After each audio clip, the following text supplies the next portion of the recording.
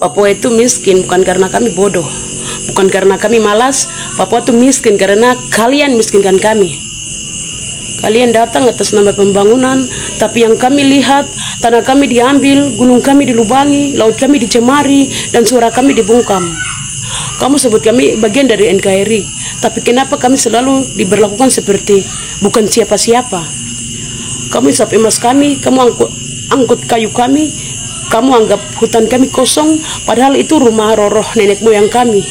Kami tidak butuh belas kasihanmu, kami butuh keadilan. Di mana keadilanmu? Papua yang kalian bilang bagian dari Indonesia, bagi kami adalah tanah luka.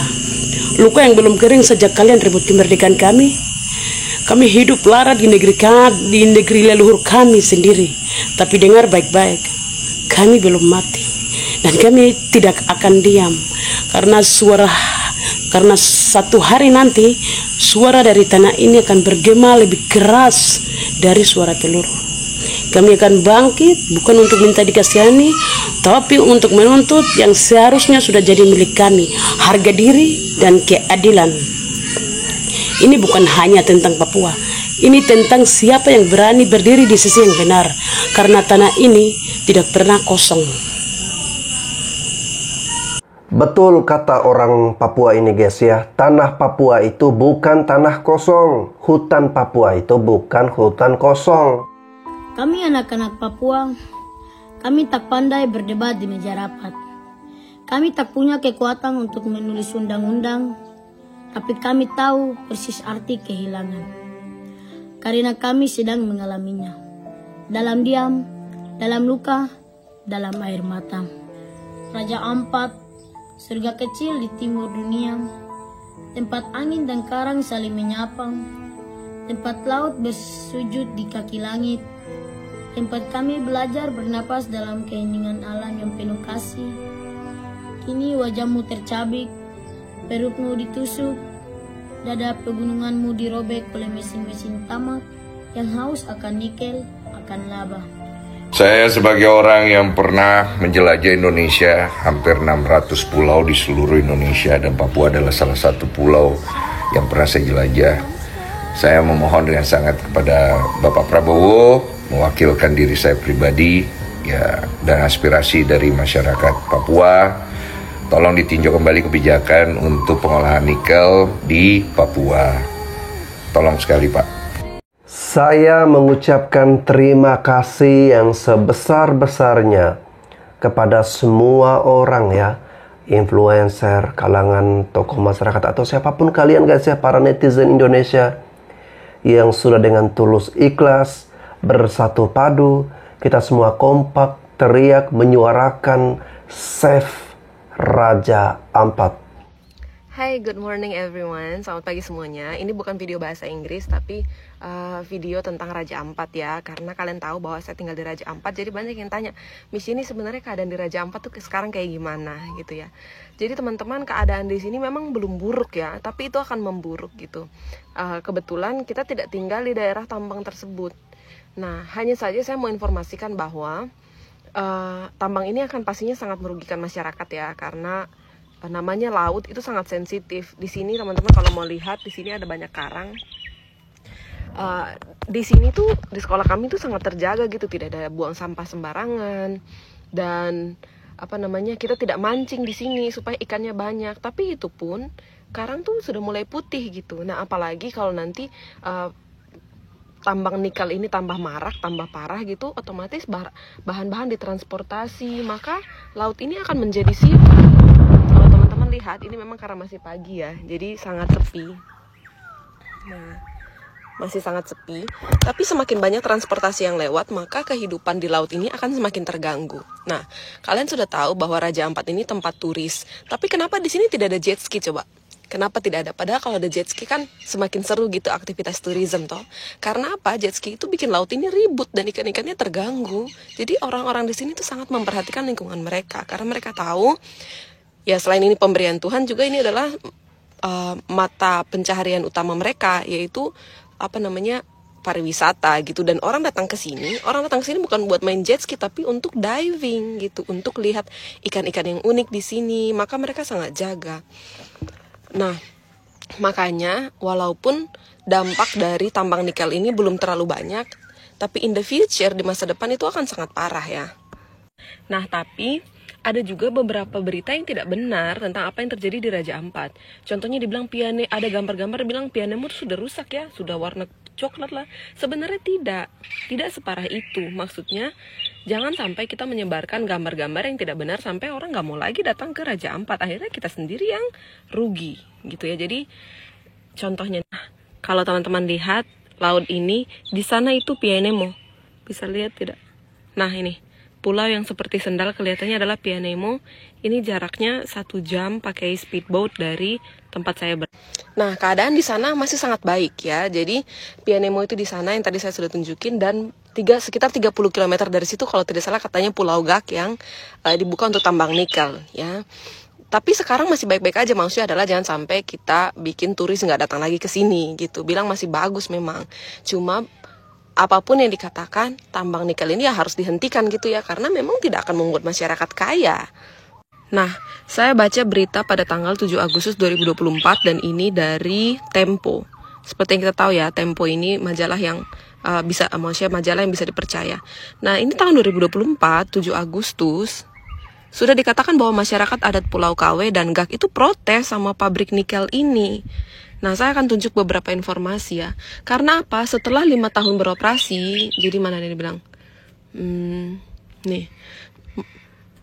Masa mengklaim selama kurun waktu 5 tahun sejak perusahaan beroperasi, royalti yang dijanjikan oleh pemerintah Kabupaten Kabupaten Raja Ampat, belum selesai. Berapa royaltinya? Ini 550 miliar hingga 700 miliar ini tidak dibayarkan kepada masyarakat. Yang dikasih kepada masyarakat adalah apa? Apa yang dikasih itu? Songkok dan sajadah. Tidak seberapa dengan hasil tambang nikel di Pulau Gak. Nah ini dibilang sudah beroperasi 5 tahun mana tadi? Sudah 5 tahun dari 2024. Berarti 2019 dia sudah jalan. Nah jadi memang agak aneh ya ketika saya melihat ada video ibu-ibu yang bilang apa? Kami baik-baik aja kok di pulau sini, di Pulau Gak atau Kawe gitu. Kulit kami ini bersih, tidak ada pencemaran. Aduh. Ini antara ibu-ibu memang kurang paham bahwa pencemaran itu perlahan-lahan ya. Atau kedua, ibu ini memang ya kurang paham itu sama dengan kurang pintar sudah ya. Dan yang kedua adalah mungkin ibu-ibu ini kurang peduli. Karena apa? Ternyata mereka itu bukan suku Maya, bukan mereka yang orang asli Raja Ampat. Jadi mereka ya mungkin rasa kayak ya udah, ini kan bukan kampung gue. Contohnya orang buang sampah di rumah orang lain, mungkin saya nggak akan repot karena dia buang sampahnya bukan di rumah saya gitu ya. Jadi bisa juga karena ibu-ibu ini kurang peduli, atau mungkin ibu-ibu ini dibayar ya kita nggak tahu kebenarannya. Tapi kalau dikasih 10 juta di depan muka mungkin cuma bilang juga apa sih ruginya gitu. Dan apalagi mereka nggak paham, sudah nggak paham dibayar ya sudah, keluarlah semua yang bilang bahwa kami di Raja Ampat di daerah tambang baik-baik saja. Hai, ibu-ibu ini sangat aneh ya. Jadi tolonglah, ini bukan hal baru, ini sudah di berita ini kita tadi baca dari berita tahun 2024 6 Agustus dikatakan masyarakat tidak menjadi kaya setelah ada si tambang ini ya. Mereka bahkan demonstrasi pada saat itu. Saya akan kirim link dari berita ini supaya kalian bisa baca ya, bisa baca dan jadi sadar gitu. Oke lah, itu saja. Kita berdoa supaya orang-orang rakus ini diikat oleh Tuhan gitu ya, entah dilumpuhkan ke kakinya atau apa ya, itu sangat merugikan masyarakat ya. Oke, semoga Raja Ampat tetap baik dan kamu di sana jadi sedikit lebih tahu ya. Bye bye. Betul kakak, orang yang harus diikat kakinya, dilumpuhkan kakinya itu adalah Bahlil Lahadalia ya. Karena orang ini menurut saya sangat bertanggung jawab penuh atas adanya tambang-tambang yang ada di sekitar Raja Ampat ya. Ini orang-orang yang serakus, orang-orang yang serakah. Nah, untuk Pak Bahlil ini saya curiga ada sesuatu yang aneh di dalam diri orang ini guys ya. Kemarin itu ada ibu-ibu yang mengaku penduduk asli dari Raja Ampat, padahal mereka bukan mewakili penduduk asli guys ya. Ibu-ibu ini mereka menyambut Pak Bahlil, sampai-sampai mereka teriak bahwa Raja Ampat itu baik-baik saja ya, mereka tidak ada masalah dengan tambang nikel yang ada di situ karena itu memberikan penghasilan kehidupan bagi mereka.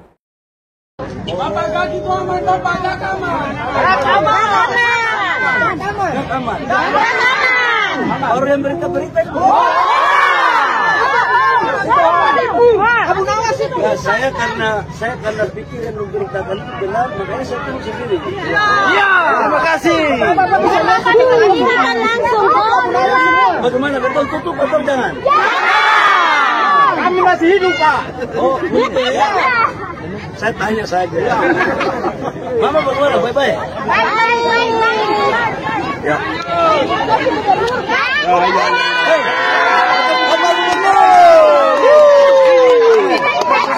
Bapak Gubernur ini. Gubernur mantap. Oke, Mama ya.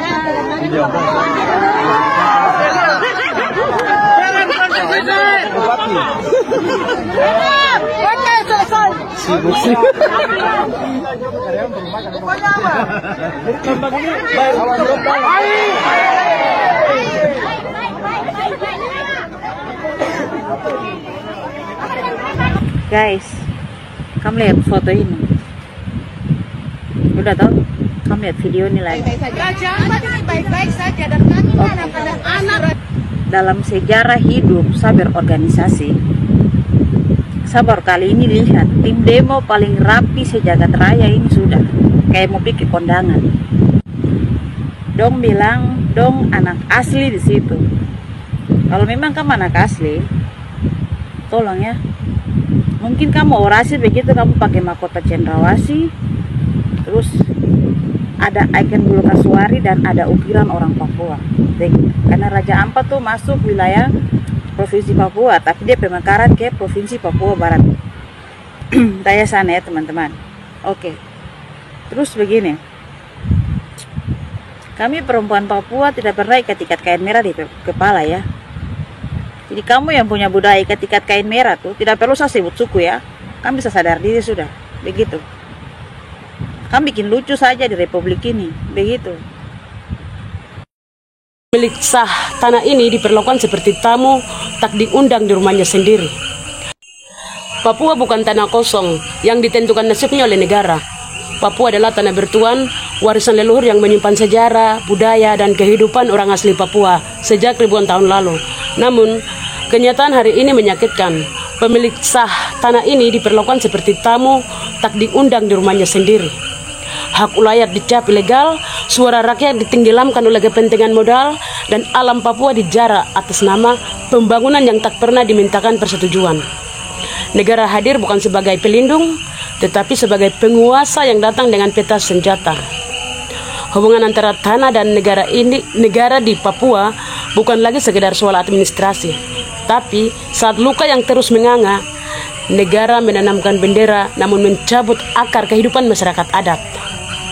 Ironisnya, ketika rakyat Papua bersuara, mereka dicap sebagai separatis. Padahal yang mereka tuntut hanyalah pengakuan atas martabat dan tanah mereka sendiri. Tanah Papua bukan properti negara, melainkan roh hidup orang Papua. Saat negara gagal memahami ini, maka yang tumbuh bukan persatuan, melainkan kemarahan yang disiram ketidakadilan. Kalau gak gara-gara orang ini teriak Papua bukan tanah kosong, kita gak akan tahu bahwa Raja Ampat sedang dikerot untuk pertambangan nikel yang ngerusak Raja Ampat. Dan yang jadi pertanyaan, siapa yang ngizinin? Kalau tambang itu gak ada surat izin, bisa langsung diciduk. Tapi ini surat izinnya keluar ke sekelas bupatinya, sekelas gubernurnya, dan menteri-menteri terkait di bagian itu kok bisa di ACC gitu loh. Sekarang gue tanya deh sama kalian semua, ini analogi ya.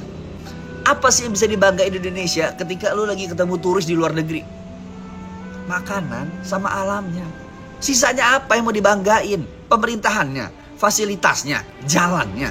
Enggak sadar tak kemarin sekelas IKN yang udah dibilang itu paru-paru dunia Kalimantan dijadiin pusat pemerintahan. Dan sekarang gua nggak tahu kabarnya IKN gimana. Tapi lu lihat video orang-orang hutan yang keluar dari hutan, lahannya dibakar untuk pembangunan ini itu. Sekarang Raja Ampat dikerok, nanti ada lagi masalah terumbu karangnya, ikannya, habitat penyu dan lain sebagainya. Ikan-ikan ada 2000 jenis ikan di situ lebih yang bakal rusak gara-gara penambangan ini. Jujur kalau lo yang nggak tahu gue tuh suka banget Indonesia Timur. Gue backpackeran ke sana, NTT, Maumere, Flores dan lain sebagainya. Dan gue baru sadar memang bener bahwa Indonesia Barat dan juga pemerintah itu jahat sama Indonesia Timur. Lo perhatiin, apa hasil alam yang diambil dari timur hanya akan dibawa ke barat dan untuk pembangunan di barat sendiri. Tapi dari Papua dan daerah timur, dari hasil alamnya yang dikerok, apa yang mereka dapetin. Dan sekarang kalau kita nggak ngeramein, kita nggak gerakin sampai kedenger, sampai jelas dan ke atas, yang paling atas, kita nggak akan bisa ngebantuin bahwa Raja Ampat jangan sampai rusak. Tugas gue udah ngonten, udah ngebuatin, ngeviralin. Tugas kalian nge-share video ini, kita ramein, biar ini video sampai ke top-top, ketemu sama orang-orang bener yang bisa nutup tambang nikel yang ada di Raja Ampat. Save Raja Ampat, save Indonesia Timur. Jujur gue cinta Indonesia Timur. Bener bahwa Indonesia Barat dan juga pemerintah itu jahat sama Indonesia Timur. Lu perhatiin. Izin share video ini, dan saya berdengar satu content creator ini bilang kalau dia baru sadar pemerintah atau orang-orang di Indonesia bagian barat sana jahat sama orang-orang di Indonesia bagian timur. That's right. Itu yang sebenarnya selama ini orang Papua mau bilang sama kami semua. Jadi kalau kami sudah nonton dia punya video, tolong kami nonton video ini juga, dan ini sebagai penjelasan bahwa selama ini kenapa orang Papua minta merdeka. Mungkin salah satunya karena itu. Orang Papua diam, diperkosa, dan kalau bicara dibunuh. Masih tetap saja dibilang salah KKB dan sebagainya. Sebenarnya siapa yang KKB di sini? Kalau semua yang ada di Papua diambil dengan kepentingan pusat, regulasi yang diciptakan oleh pemerintah pusat, dan dibuat sedemikian rupa. Jadi Papua seperti panggung untuk mereka dapat keuntungan. Tapi apa yang orang Papua dapat? Orang Papua dapat apa sih dari data-data BPS dan sebagainya? Angka kemiskinan yang paling tinggi itu ada di daerah Indonesia Timur, dan itu ada di Papua. Orang cerita selalu Papua punya alam yang indah, kekayaan yang banyak. Tapi orang Papua tidak sejahtera.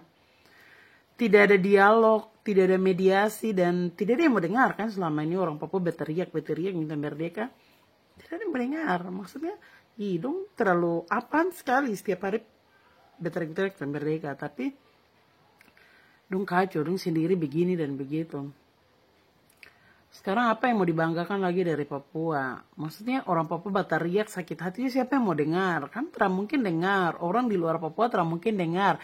Cuma orang Papua yang bisa mengerti deh orang sendiri. Jadi sekarang mari tolak yang namanya pendambangan nikel di Raja Ampat. Bukan itu saja, tapi perampasan wilayah-wilayah adat orang-orang Papua yang hidup berpuluh-puluh tahun hanya dari alam. Ingat satu filosofi dasar untuk orang Papua, bahwa tanah ini adalah mama dan laut juga adalah mama. Dari sini mama memberikan kita makan dan minum, kita semua bisa ada karena tanah ini. Maksudnya kita bisa terus hidup turun-temurun karena tanah ini. Sebelum kita lihat peradaban yang ada, makanan-makanan yang ada, kita hidup dengan pangan lokal dan tidak ada masalah. Kita masih bisa bertahan. So, terbaik kakak, kau suara, kau punya konten yang tadi itu mewakili kita punya perasaan yang lain yang ada hidup di atas tanah Papua ini. Guys, saya pernah menyaksikan video-video yang saya scroll di TikTok, itu memperlihatkan orang-orang Papua yang menukarkan hasil kebun mereka dengan Indomie, dengan beras, dengan minyak goreng ya, dengan sembako. Datang ke biara atau ke susteran, ada bapak-bapak, dia menukarkan ikan hasil tangkapannya dengan minyak atau dengan Indomie, dengan telur. Ada juga yang datang membawa jantung pisang, membawa pisang masak, membawa singkong, umbi-umbian, ditukarkan dengan sembako. Bahkan ada anak-anak yang dari rumahnya tidak ada makanan, lalu kemudian dia datang ke posko TNI, ya, Brimob, lalu kemudian diberikan makan dan mereka makan dengan lahapnya. Jadi dari konten-konten seperti itu kita melihat sepertinya di Papua itu masih ada penduduk-penduduk yang kelaparan. Penduduk-penduduk yang hidup dalam kemiskinan yang ekstrim. Nah itu di TikTok guys ya. Nah kalau kalian lihat di YouTube, dari video-video Bobon Santoso yang dia tampilkan melalui YouTube channelnya, itu juga kita dapat menarik kesimpulan bahwa di Papua, orang-orang Papua itu kelaparan. Orang-orang Papua masih banyak yang hidup miskin ya. Nah ini sangat ironis sekali guys ya. Freeport emas di Papua itu sudah berjalan puluhan tahun. Kenapa belum juga memberikan kesejahteraan secara menyeluruh kepada orang Papua? Sekarang ada juga tambang nikel. Ternyata itu sudah berjalan bertahun-tahun. Tapi kenapa belum ada kesejahteraan bagi orang Papua secara keseluruhan ya? Karena penduduk Papua ini guys ya, itu hanya sedikit. Jadi kalau kita hitung secara keseluruhan, bukan provinsi ya, karena di Papua kan ada beberapa provinsi, tapi kita hitung aja nih, kita ambil secara keseluruhan berapa jumlah penduduk semua total yang ada di Pulau Papua, itu nggak sampai 5 juta jiwa guys ya, data BPS tahun 2020, nggak sampai 5 juta jiwa, cuma 4 jutaan orang. Itu kalau kita bandingkan dengan Jawa Barat, provinsi Jawa Barat, itu sampai dengan 50-an juta penduduk guys. 50-an juta jiwa penduduk.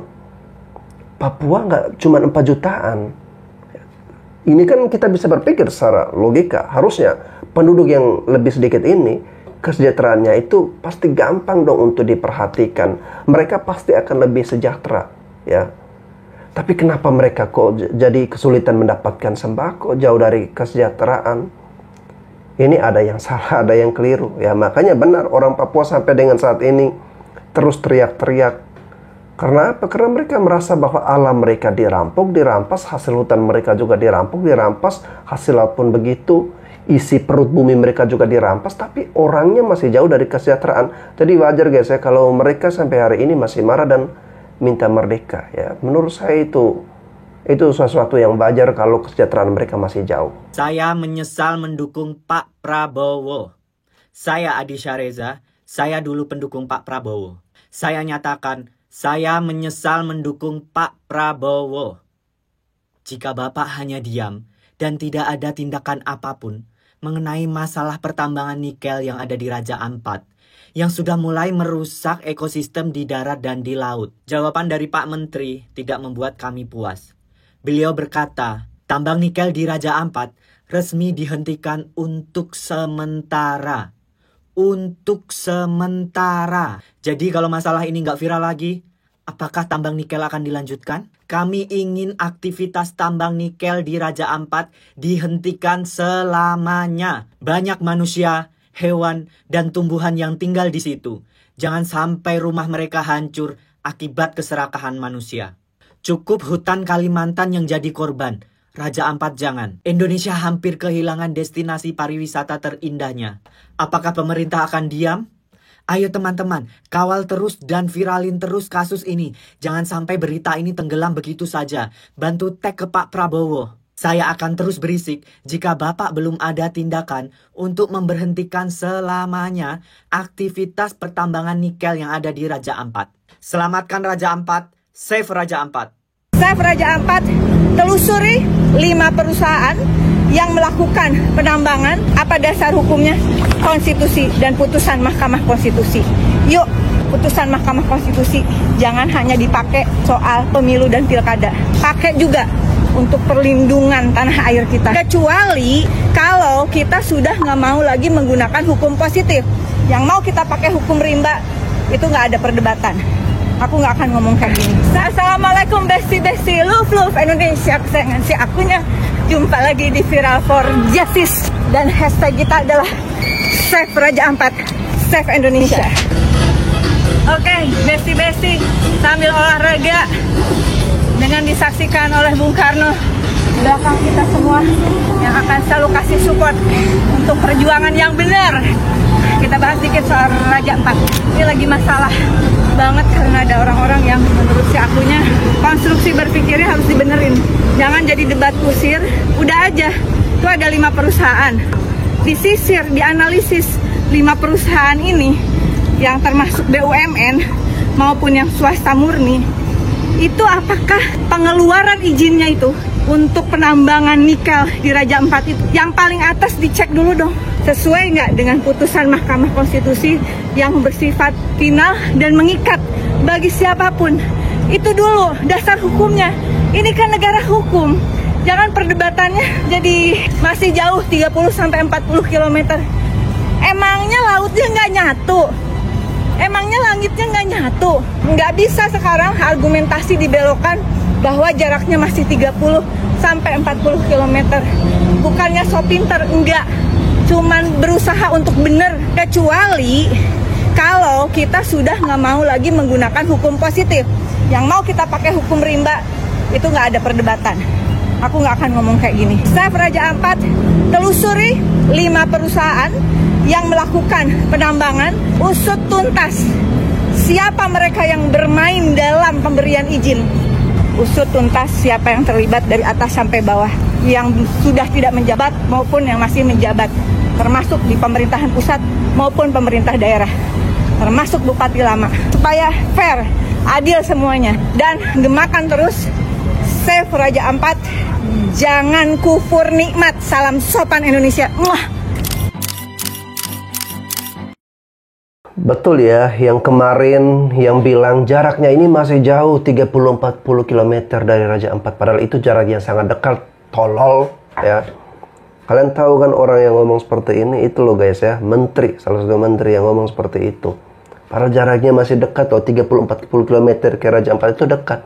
Tapi menurut dia ini nggak menjadi masalah ya.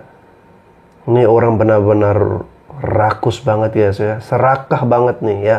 Orang inilah ya Bu Rieke Diah Pitaloka. Menurut saya orang ini yang harus ditelusuri ya. Karena orang ini ya menurut saya ini yang masterpiece-nya nih ya. Jangan puas dulu, kita perlu melihat berita ini sebagai upaya pemerintah untuk meredam gerakan kritis publik.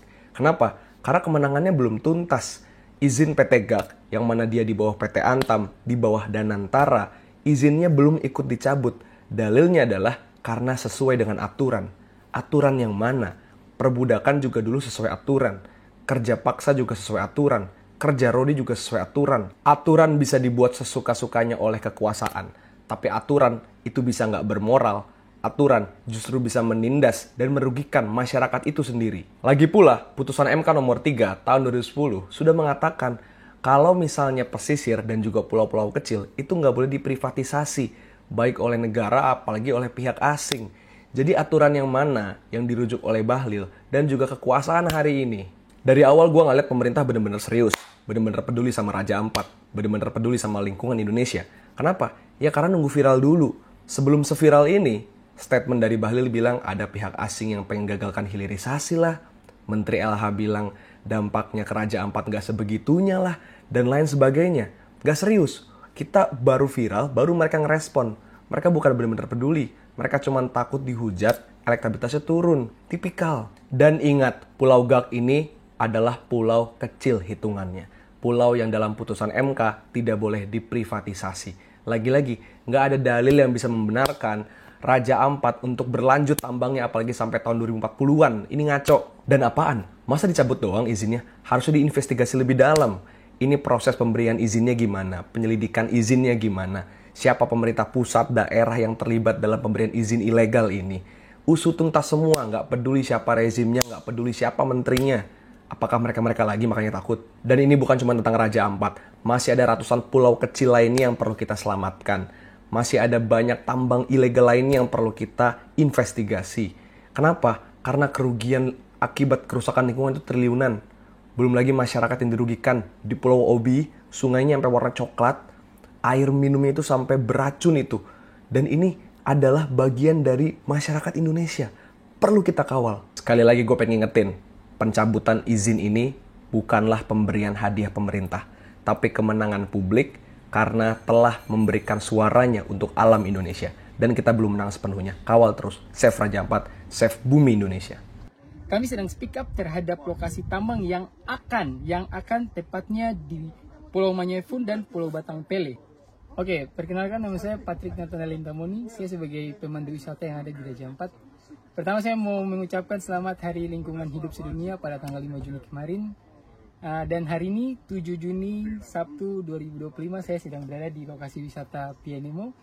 Yang mana mereka bilang masih baik-baik saja. Ya ini masih baik-baik saja. Tapi siapa yang bisa menjamin kalau misalnya tambang mulai bergerak di sini? Siapa yang bisa menjamin sustainable tourism? Siapa yang bisa menjamin lingkungan hidup dan menjamin alam di sini?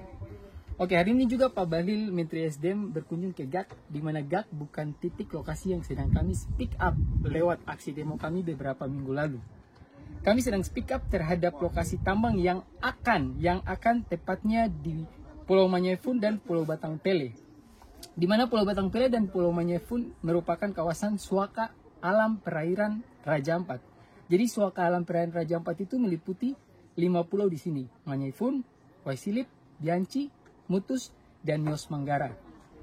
Oke, teman-teman bisa look the map bahwa Batang Pele ke arah Pianemo yang saat ini saya berdiri itu hanya berjarak kurang lebih 29 km, sangat dekat.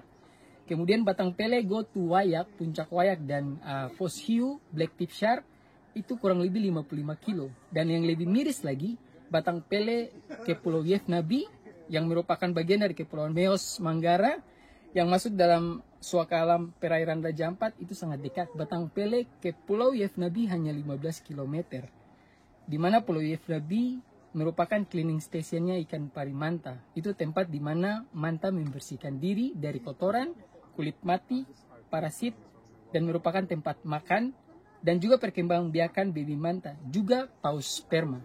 Jadi jelas kami bersuara kan, soalnya no viral no justice. Raja Ampat bukan hanya tentang destinasi wisata prioritas, tapi juga menyandang status sebagai UNESCO Global Geopark, kawasan konservasi perairan nasional dan pusat terumbu karang dunia. Ingat bahwa 70% spesies karang dunia ada di Raja Ampat.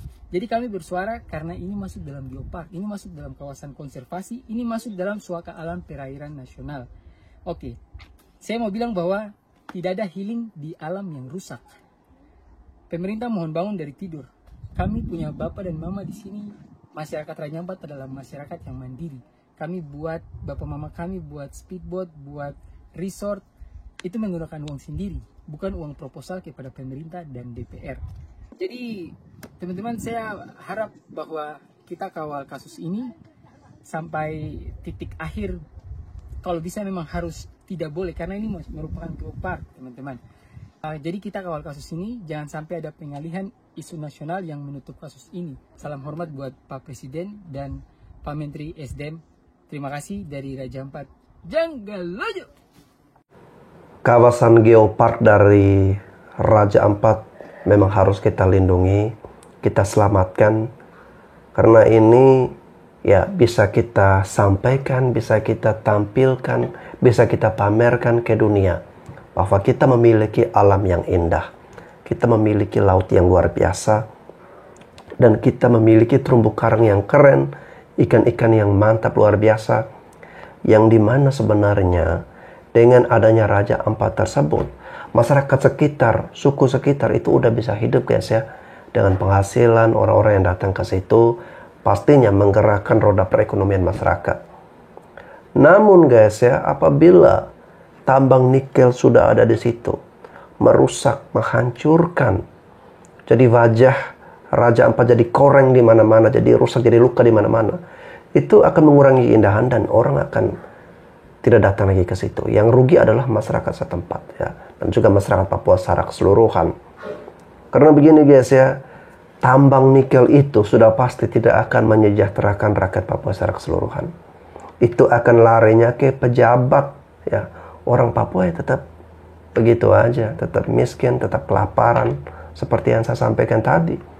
Orang Papua di TikTok itu guys ya, cari ikan, kemudian tukar dengan beras, tukar dengan mie, cari singkong, cari ubi, cari pisang, tukar dengan sembako. Anak-anak lapar datang ke barak TNI, datang ke posko TNI, posko Brimob untuk minta makanan. Ini kan sangat menyedihkan ya. Tambang mereka di mana-mana, perkebunan sawit dan perusahaan banyak yang sudah masuk ke Papua. Tapi rakyatnya yang tidak sampai 5 juta ini itu masih hidup di bawah garis kemiskinan. Nah, satu-satunya yang bisa kita lakukan adalah ya kita selamatkan Papua ini, selamatkan hutannya. Jangan sampai nanti Papua ini bisa sama seperti Kalimantan yang sudah ada lubang di mana-mana. Jadi untuk Pulau Papua ini guys ya harus dijaga betul-betul, dan jangan sampai kerusakan ini meluas sehingga Papua jadi rusak ya. Terima kasih kepada Bapak Ibu, teman-teman, para influencer, para artis, orang-orang yang sudah berjuang dengan caranya masing-masing menyuarakan tentang save Raja Ampat ini. Semoga suara-suara kalian diberkati dan semoga Tuhan membalas kebaikan kalian. Oke guys, terima kasih sudah menyaksikan video ini. Sampai jumpa lagi di konten reaksi saya selanjutnya.